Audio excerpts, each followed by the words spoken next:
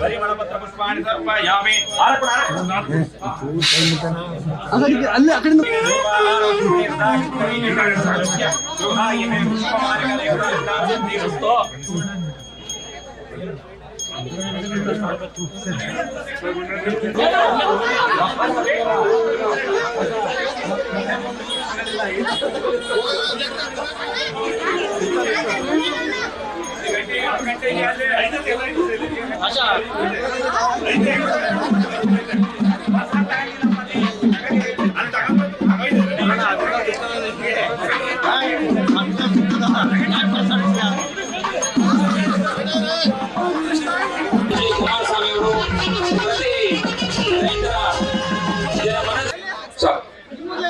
ಈಗ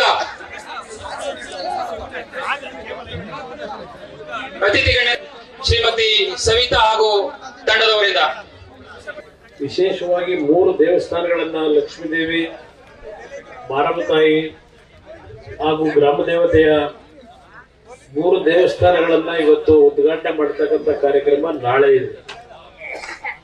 ನಾಳೆ ದಿನ ನಾನು ಮತ್ತು ನಮ್ಮ ಮುಖಂಡರುಗಳೆಲ್ಲ ಬಿಜಾಪುರದಲ್ಲಿ ದೇವೇಗೌಡರ ಒಂದು ನೇತೃತ್ವದಲ್ಲಿ ಒಂದು ದೊಡ್ಡ ಮಟ್ಟದ ಬೃಹತ್ ಸಭೆ ಮೊನ್ನೆ ನೀವು ಹಾಸನದಲ್ಲಿ ಏನ್ ಮಾಡಿದ್ರಿ ಅದೇ ರೀತಿಯಲ್ಲಿ ಬಿಜಾಪುರದಲ್ಲೂ ಇವತ್ತು ಒಂದು ಸಭೆ ನಾಳೆ ನಿಗದಿಯಾಗಿದೆ.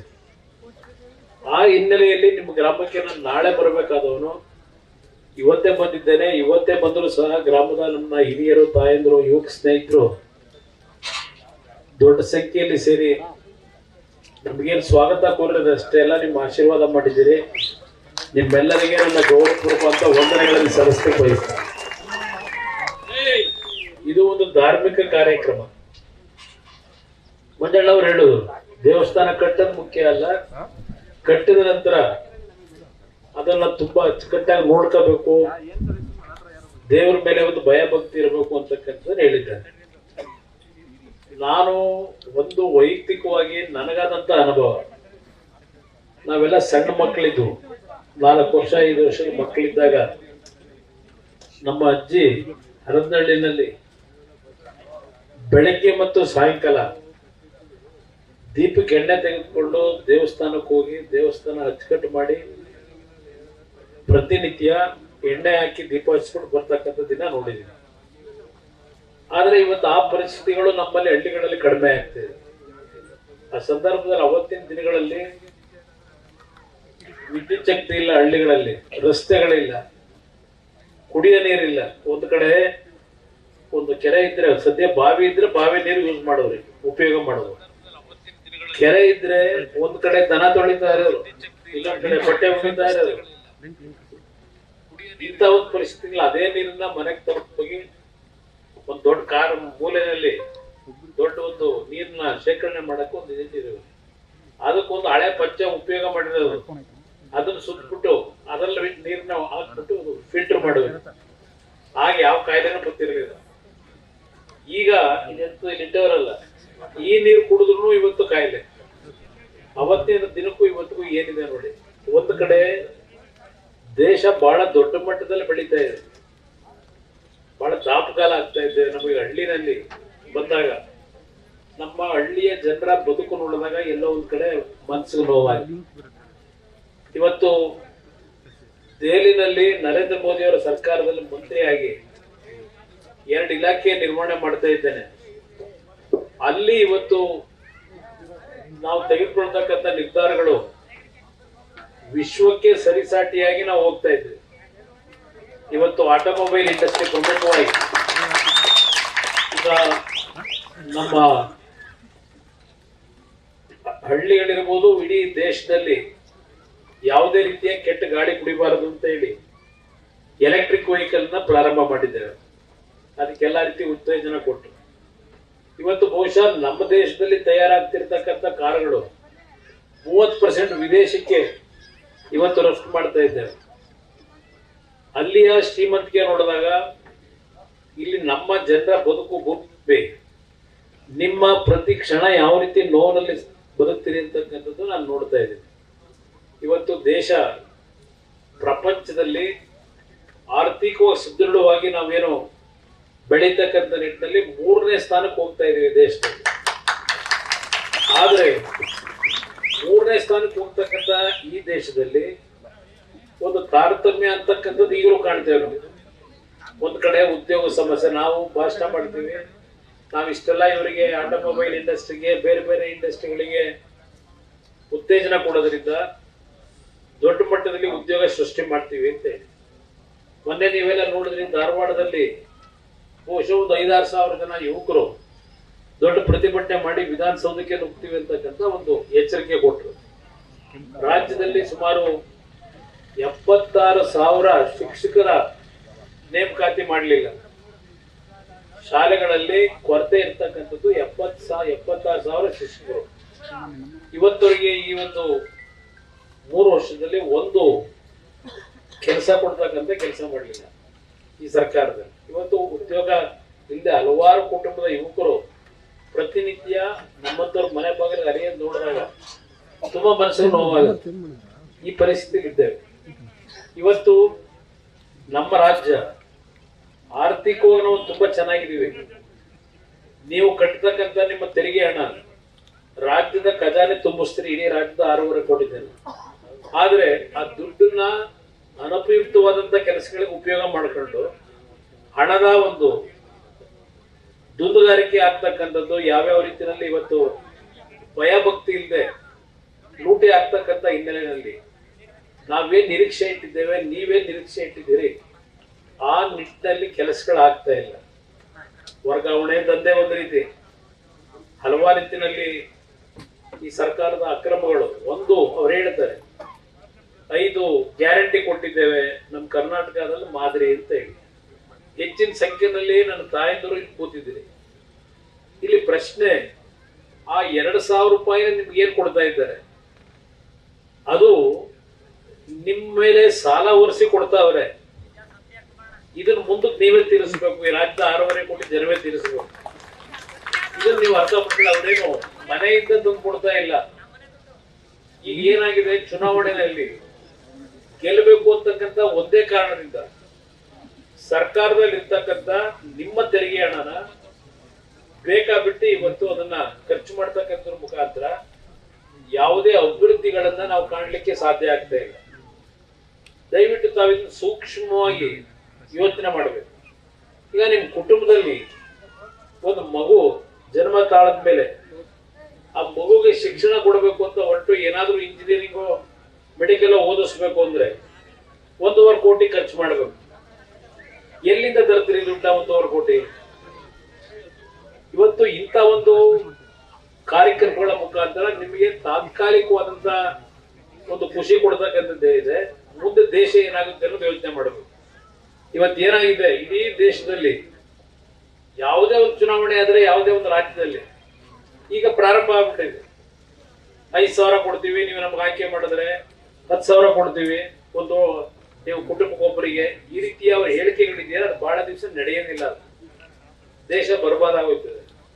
ಆ ಹಿನ್ನೆಲೆಯಲ್ಲಿ ಒಂದು ನಿಮಗೆ ಮುಂದಿನ ದಿನಗಳು ಎಚ್ಚರಿಕೆಯಿಂದ ತೀರ್ಮಾನ ತಗೊಳ್ಳಿ.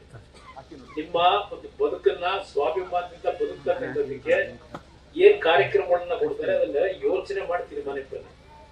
ಇನ್ನೊಂದು, ನಾನು ಈ ದೇವಸ್ಥಾನದ ಉದ್ಘಾಟನೆ ಏನ್ ಮಾಡಿದಿರಿ, ನಿಮ್ಮಲ್ಲಿ ಕೈ ಜೋಡಿಸಿ ಮನವಿ ಮಾಡ್ತೇನೆ. ನಮ್ಮ ಹಾಸನ ಜಿಲ್ಲೆ ಜನತೆಗೆ, ಈ ಒಂದು ಮಾಧ್ಯಮದ ಸ್ನೇಹಿತರು ಸಹ ಇಲ್ಲೇ ಇದ್ದಾರೆ, ಇತ್ತೀಚಿನ ದಿನಗಳಲ್ಲಿ ಯಾವ ರೀತಿಯಲ್ಲಿ ಕುಟುಂಬಗಳಲ್ಲಿ ಕಲಹಗಳಾಗ್ತಾ ಇದೆ, ಹಲವಾರು ರೀತಿಯಲ್ಲಿ ಗಂಡ ಹೆಂಡತಿಯವ್ರ ಮಧ್ಯೆ ನಡೆಯತಕ್ಕಂಥ ಹಲವಾರು ರೀತಿಯ ಒಂದು ಕಲಹಗಳಿಂದ ಜೀವ ಕಳ್ಕೊಳ್ತಕ್ಕಂಥದ್ದು, ಜನ್ಮ ಕೊಟ್ಟಂತ ತಂದೆ ಮಗನ್ನೇ ಕೊಲ್ತಕ್ಕಂಥದ್ದು, ಇಲ್ಲ ಮಗನೇ ತಂದೆ ಕೊಲ್ತಕ್ಕಂಥದ್ದು, ಈ ರೀತಿಯ ವಾತಾವರಣಗಳು ಪ್ರತಿದಿನ ಬೆಳಗ್ಗೆ ನಮ್ಮ ಟಿವಿ ಚಾನಲ್ ಹಾಕೋದು ಅರ್ಧ ಗಂಟೆ ಅದೇ ಕಾರ್ಯಕ್ರಮ ತೋರಿಸ್ತಾರೆ.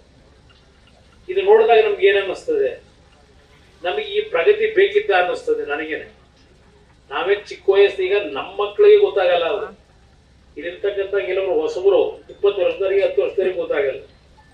ನಾವುಗಳು ಸಹ ಚಿಕ್ಕ ವಯಸ್ಸಿನಲ್ಲಿ ಬಹುಶಃ ಇಲ್ಲಿ ಹಲವಾರು ಜನ ಹಿರಿಯಂತೀರಿ, ಅವತ್ತಿನ ಬದುಕಲ್ಲಿ ಯಾವುದೇ ರೀತಿಯ ಮೂಲ ಸೌಕರ್ಯಗಳಿದ್ದೇ ಇದ್ರು, ನೆಮ್ಮದಿಯಿಂದ ಬದುಕ್ತಾ ಇದ್ರೆ, ವಿದ್ಯುತ್ ಶಕ್ತಿ ಇರ್ತಿರ್ಲಿಲ್ಲ. 6 ಗಂಟೆಗೆ ಬಂದು ನೀವು ಸಾಯಂಕಾಲ ಅಡಿಗೆ ಎಲ್ಲ ರೆಡಿ ಮಾಡಿದ ತಕ್ಷಣ ಊಟ ಮಾಡಿ 6:30 7 ಗಂಟೆಗೆ ಮಲಗಾಯ್ತು. ಯಾವ ಹಳ್ಳಿ ಹುಡುಗು ಕಳ್ತನ ಪಡ್ತಾನ ಇಲ್ಲ, ಡೋರೇ ಇರ್ತಿರ್ಲಿಲ್ಲ ಹಲವಾರು ಮನೆಗಳಿಗೆ. ಅದನ್ನ ನಾವು ಕಣ್ಣರೇ ನೋಡಿದ್ವಿ. ಇವತ್ತು ಎಲ್ಲಿಗೆ ಬಂದಿದ್ದೀವಿ, ಕಳ್ತನಗಳು, ದರೋಡೆಗಳು, ಇದೆಲ್ಲ ಯಾವ ರೀತಿ ನಡೀತಾ ಇದೆ ನೋಡ್ತಾ ಇದೆ. ಅದರಿಂದ ಅದ್ರ ಜೊತೆಗೆ ಕುಟುಂಬದಲ್ಲಿ ಒಂದು ಬಾಂಧವ್ಯ ಇರಬೇಕಲ್ಲ. ನಾವಾಗೆಲ್ಲ ಒಟ್ಟಿಗೆ ಕೂತ್ಕೊಂಡು ಊಟ ಮಾಡೋದು. ಬಹುಶಃ ದೊಡ್ಡರು ನೀವೆಲ್ಲ ಇದ್ದೀರಿ, ಹಾಗೆಲ್ಲ ನೆಲದಲ್ಲೇ ಕೂತ್ಕೊಂಡು ಊಟ ಮಾಡ್ತಾ ಇದ್ದಂತ ಕಾಲ. ಆ ಗಂಗಳದಲ್ಲಿ ಮುದ್ದೆ ಸಾರು ಕೊಡೋರು, ಕೂತ್ಕೊಂಡು ಎಲ್ಲ ಕೂತಿರು, ಮುಂದ್ಗಡೆ ಒಂದು ನಾಯಿ ಕೂತಿರೋದು, ಅದಕ್ಕೊಂದು ಬುಕ್ ಎಸ್ಬಿಟ್ಟು ಆಮೇಲೆ ಊಟ ಮಾಡ್ತಾ ಇದ್ದೀರಿ ಅಂತ ಕಾಲ ಇತ್ತು. ಇವತ್ತು ಪರಿಸ್ಥಿತಿ ಎಲ್ಲಿ ಹೋಗ್ತಾ ಇದೀವಿ? ನಾನು ನಿಮ್ಗೆ ಕೈ ಜೋಡಿಸಿ ಮನವಿ ಮಾಡುದು, ನಿಮ್ ಕುಟುಂಬಗಳಲ್ಲಿ ಮೊದಲು ನೆಮ್ಮದಿ ಇರಬೇಕು. ಯಾವುದೇ ಸಮಸ್ಯೆಗಳು ಬಂದ್ರು ಆ ಪರಿಹಾರ ನೀವೇ ಹುಡುಕ್ಬೇಕು. ಯಾವುದೇ ಕಾರಣಕ್ಕೂ ಮಾನಸಿಕವಾಗಿ ಒಂದು ರೀತಿ ಚಂಚಲ ಮನಸ್ಸಿನಿಂದ ನಿಮ್ಮ ಕುಟುಂಬಗಳು ಕಲಹಕ್ಕೊಳಗಾಗಿ ಸಾವು ನೋವುಗಳಾಗ್ತಕ್ಕಂಥದ್ದೇನಿದೆ, ಆಗ ಅಂತ ಸಂದರ್ಭದಲ್ಲಿ ಕಣ್ಣಲ್ಲಿ ನೀರಾಗ್ತಕ್ಕಂಥ ಒಂದು ಪರಿಸ್ಥಿತಿ. ನೆನ್ನೆ ಶಿವಮೊಗ್ಗದಲ್ಲಿ ನೋಡಿದ್ವಿ, ಯಾವ್ದು ಟ್ಯೂಷನ್ ಹೋದಂತ ಹುಡುಗನಿಗೆ 4-5 ಹುಡುಗರು ಸೇರಿ ಹೊಡೆದು ಆ ಹುಡುಗ ಸತ್ತಿದ್ದಾನೆ. ಆ ಕುಟುಂಬದ ಪರಿಸ್ಥಿತಿ ನೋಡಬೇಕು. ಈ ರೀತಿಯ ವಾತಾವರಣ ದಯವಿಟ್ಟು ಇರಬಾರದು ಅನ್ನೋದು ನನ್ನ ಅಭಿಪ್ರಾಯ. ದಯವಿಟ್ಟು ಎಲ್ಲ ಯೋಚನೆ ಮಾಡಿ. ದೇವ್ರನ್ನ ನಂಬ್ತೀವಿ, ದೇವಸ್ಥಾನಗಳಿಗೆ ಇತ್ತೀಚೆಗೆ ನೋಡಿದ್ರೆ 2 ಮೈಲು 3 ಮೈಲಿ ಕ್ಯೂ ನಿಂತ್ಕೊಂತೀವಿ ಹೋಗಿ ದೇವ್ರ ದರ್ಶನ ಪಡಿಬೇಕು ಅಂತ. ದೇವ್ರ ಹತ್ರ ಕೇಳ್ಕೊತೀವಿ ಒಳ್ಳೇದ್ ಮಾಡಪ್ಪ ಅಂತೇಳಿ. ಆದ್ರೆ ನಾವು ನಡ್ಕೊಳ್ತಕ್ಕಂಥ ಸಂದರ್ಭದಲ್ಲಿ ಯಾವ ತರ ಇವತ್ತು ಸಮಾಜ ಹೋಗ್ತಿದೆ, ಆರ್ಥಿಕವಾಗಿ ನಮ್ಮ ದೇಶ ಇಷ್ಟು ದೊಡ್ಡ ಮಟ್ಟದಲ್ಲಿ ಬೆಳೀತಾ ಇದ್ರು, ಇವತ್ತು ನಮ್ಮಲ್ಲಿರ್ತಕ್ಕಂಥ ನಮ್ಮ ಹಿಂದಿನ ಸಂಸ್ಕೃತಿ, ನಮ್ಮ ಹಿರಿಯರು ಏನ್ ಬಾಳಿ ಬದುಕಿರ್ತಕ್ಕಂಥ ಹಳ್ಳಿಗಳಿರ್ಬೋದು, ನಗರ ಪ್ರದೇಶ ಇರ್ಬೋದು, ಯಾವ ದಿಕ್ಕಿನಲ್ಲಿ ನಾವು ಹೋಗ್ತಾ ಇದ್ದೇವೆ ಯೋಚನೆ ಮಾಡಿ. ನಮ್ಮ ಯುವಕರಿಗೆ ವಿಶೇಷವಾಗಿ ಮನವಿ ಮಾಡ್ತೇನೆ, ದಯವಿಟ್ಟು ದಾರಿ ತಪ್ಪತಕ್ಕಂಥದ್ದಕ್ಕೆ ಹೋಗ್ಬೇಡಿ. ದೇವ್ರ ಮೇಲೆ ಭಯ ಭಕ್ತಿ ಇರಿ, ದೇವ್ರು ಕಾಪಾಡ್ತಾನೆ. ಯಾವುದೇ ಕಾರಣಕ್ಕೂ ಕುಟುಂಬಗಳಲ್ಲಿ ಕಲೆಗಳ ಮುಖಾಂತರ ಕುಟುಂಬಗಳ ಬೀದಿಗೆ ಬರಬಾರ್ದು ಅಂತಕ್ಕಂಥದ್ದು ನನ್ನ ಒಂದು ವೈಯಕ್ತಿಕವಾಗಿ ನಿಮಗೆ ಮನವಿ ಏನ್ ಮಾಡ್ತೇನೆ. ಆ ಭಗವಂತ ನಿಮ್ಗೆ ಎಲ್ಲಾ ಒಳ್ಳೇದು ಮಾಡ್ಲಿ. ರಾಜಕೀಯವಾಗಿ ನನಗೇನು ಮಾತಾಡೋದಿಲ್ಲ. ಹಾಸನ ಜಿಲ್ಲೆ ಜನ ಬುದ್ಧಿವಂತರಿದ್ದೀರಿ, ನಿಮ್ಗೆ ನಾನೇನು ಹೇಳ್ಕೊಡ್ಬೇಕಾಗಿ, ನೀವು ಯಾರನ್ನ ಆಯ್ಕೆ ಮಾಡಬೇಕು, ಯಾವ ರೀತಿ ಇವತ್ತು ರಾಜಕೀಯ ಬೆಳೆದಿದ್ದೀರಿ ನೋಡಿದ್ದೀವಿ. ಅದರಿಂದ ಮುಂದಿನ ದಿನಗಳು ನಿಮ್ಮ ಆಶೀರ್ವಾದ ಒಂದು ಈ ಬಾರಿ 7 ಸ್ಥಾನಗಳನ್ನು ಗೆಲ್ಲಿಸ್ತಾನೆ ಕೂಡ ಕೊಡಿ. ನಾನು ಇವತ್ತು 5ನೇ ಬಾರಿ ಬದುಕಿರೋನು, 5ನೇ ಬಾರಿ ಬದುಕಿದ್ರೆ ಭಗವಂತ ಜೀವ ಕೊಟ್ಟಿರೋದು ನನಗೆ. ನಿಮ್ ಮುಂದೆ ಬಂದು ಈ ರೀತಿ ಮಾತಾಡೋ ಪರಿಸ್ಥಿತಿ ನನಗೆ ಇರಲಿಲ್ಲ. ಆದ್ರೆ ಇವತ್ತು ನಾನು ಇನ್ನೂ ನಿಮ್ ಮುಂದೆ ಮಾತಾಡ್ತಕ್ಕಂಥ ಶಕ್ತಿ ಭಗವಂತ ಕೊಟ್ಟಿದ್ದಾನೆ ಅಂದ್ರೆ, ನಿಮ್ಮಂತ ಮುಗ್ಧ ಜನ ನೀನ್ ಚೆನ್ನಾಗಿರ್ಬೇಕಪ್ಪ, ನಮ್ಮ ಯಶಸ್ಸಿನಿಗೆ ಕೊಡ್ಲಿ ಭಗವಂತ ಅಂತ ಹಲವಾರು ಕಡೆ ಏನ್ ಕೇಳ್ತೀರಿ. ನಿಮ್ಮ ಪ್ರೀತಿ ವಿಶ್ವಾಸ ನಾನು ಬದುಕಿದ್ದೀನಿ. ನನ್ನ ಬದುಕಿರ್ತಕ್ಕಂಥದ್ದು ಈ ನಾಡಿನ 6.5 ಕೋಟಿ ಜನತೆಗೆ ನನ್ನದೇ ಆದಂತ ಒಂದು ಕನಸಿಟ್ಟುಕೊಂಡಿದ್ದೇನೆ. ನೀವು ಬೆಳೆಸಂತ ಸನ್ಮಾನ್ಯ ದೇವೇಗೌಡರು ಬಹಳ ದಿವಸ ಅವರು ಅಧಿಕಾರದಲ್ಲಿ ಇರಲಿಲ್ಲ. ಅವ್ರು ಏನಾದ್ರು ಅಧಿಕಾರದಲ್ಲಿ ಒಂದು 5 ವರ್ಷ ಸರ್ಕಾರ ಮಾಡಿದ್ರೆ ನಮ್ಮ ರಾಜ್ಯದ ಪರಿಸ್ಥಿತಿಯ ಚಿತ್ರಣನೇ ಬೇರೆ ಮಾಡಿದ್ರು. ಅವರು ಸಹ ಕೆಲವು ತಿಂಗಳು ಅಧಿಕಾರ ನಡೆಸಿದ್ದಾರೆ. ಆ ಒಂದು ಹಿನ್ನೆಲೆಯಲ್ಲಿ ನನಗೆ ನಮ್ಮ ರಾಜ್ಯಕ್ಕೆ ಒಳ್ಳೇದಾಗಬೇಕು, ಅದಕ್ಕೋಸ್ಕರವಾಗಿ ನನ್ನ ಆರೋಗ್ಯದ ಸಮಸ್ಯೆಗಳು ಏನೇ ಇದ್ರು ಭಗವಂತ ನಾನು ಕಾಪಾಡ್ತಾನೆ ಅಂತಲೇ ನೋಡಿ. ನೆನ್ನೆ ಡೆಲ್ಲಿಯಿಂದ ಬಂದು ಬೆಳಗ್ಗೆ 7 ಗಂಟೆಗೆ ಹೊರಟು ಗುಂಡ್ಲುಪೇಟೆಲಿ ಒಂದು ಕಾರ್ಯಕ್ರಮ, ಗುಂಡ್ಲುಪೇಟೆ ಕಾರ್ಯಕ್ರಮ ಮುಗಿಸಿ ನಮ್ಮ ಮಹೇಶ್ ಅಣ್ಣನ ಕಾರ್ಯಕ್ರಮ ಸಾಲಿಗ್ರಾಮದಲ್ಲಿ ಮುಗಿಸಿ ಈಗ ನಿಮ್ ಗ್ರಾಮಕ್ಕೆ ಬಂದಿದ್ದೀನಿ. ಇಲ್ಲಿ ಇನ್ನೂ 2 ಕಡೆ ಕರ್ಕೊಂಡು ಹೋಗ್ತಾವ್ರೆ. ಇದಾದ್ಮೇಲೆ ಸಕಲೇಶ್ಪುರಕ್ಕೆ ಹೋಗ್ಬೇಕು. ಸಕಲೇಶ್ಪುರದಲ್ಲಿ ಒಂದು ದೇವಸ್ಥಾನ ಓಪನ್ ಇದೆ.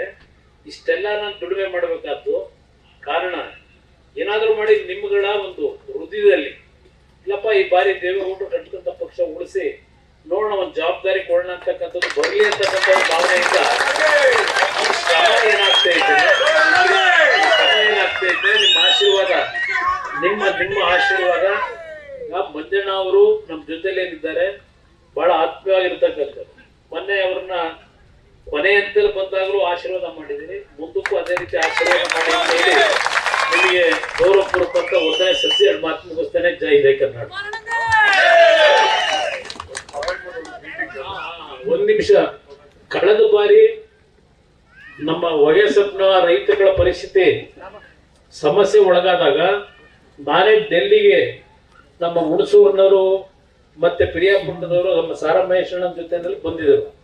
ನಾನೇ ಪಿಯೂಷ್ ಗೋಯಲ್ ಅವರ ಹತ್ರ ಕರ್ಕೊಂಡೋಗಿ ಸೆಟ್ರೇಟ್ ಮಾಡಿ ರೇಟ್ ಅನ್ನು ಸರಿಯಾದ ರೀತಿ ಕೊಡ್ತಕ್ಕಂತ ಒಂದು ಪರಿಸ್ಥಿತಿ ಮಾಡಿದ್ದೆ ಹೋದ ವರ್ಷ ಮಾಡಿದ್ದೆ. ಈ ವರ್ಷ ಸ್ವಲ್ಪ ಏನಾಗಿದೆ, ಪಿಯೂಷ್ ಗೋಯಲ್ ಅವರು ವಿದೇಶದ ಜೊತೆ ಒಪ್ಪಂದಗಳು ಮಾಡ್ಲಿಕ್ಕೆ ಬಹಳ ಬ್ಯುಸಿ ಇದ್ದಾರೆ, ಅವರನ್ನು ಮಾತಾಡಕ್ಕಾಗಿಲ್ಲ. ಈ ಮುಂದಿನ ವಾರದಲ್ಲಿ ಅವ್ರ ಜೊತೆ ಮಾತನಾಡಿ ಇವತ್ತೇನು ಟೊಬ್ಯಾಕೊ ಬೆಲೆ ಕಡಿಮೆ ಆಗಿದೆ, 240-270 ರೂಪಾಯಿಗೂ ಇಳಿಸ್ತಿದ್ದಾರೆ. ಅದನ್ನ ಸರಿಪಡಿಸ್ತಕ್ಕಂಥದಕ್ಕೆ ಒಂದು 4 ದಿವಸ ಸಮಯ ಕೊಡಿ, ಸರಿಪಡಿಸ್ಕೊಡ್ತೀನಿ. ನಿಮ್ಗೆ ಎಲ್ಲ ವಿಷಯ ಗೊತ್ತಿದೆ. ಇವತ್ತೇನಾದ್ರೂ ತಂಬಾಕು ಬೆಳೆಗೋರನ್ನ ಉಳಿಸ್ತಕ್ಕಂಥ ವರ್ಷದಲ್ಲಿ ಲೆಕ್ಕ ಹಾಕಿದ್ರೆ ದೇವೇಗೌಡರು ಒಬ್ಬರೇ ಬೆಳೆಗಾರರ ಬಗ್ಗೆ ಧ್ವನಿ ಎತ್ತಿ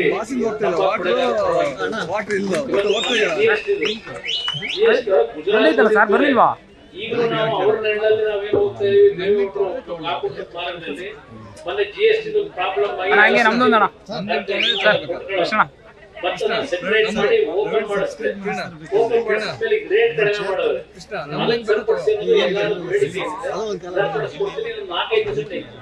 ಎಲ್ಲರಿಗೂ ಒಳ್ಳೇದಾಗಿ.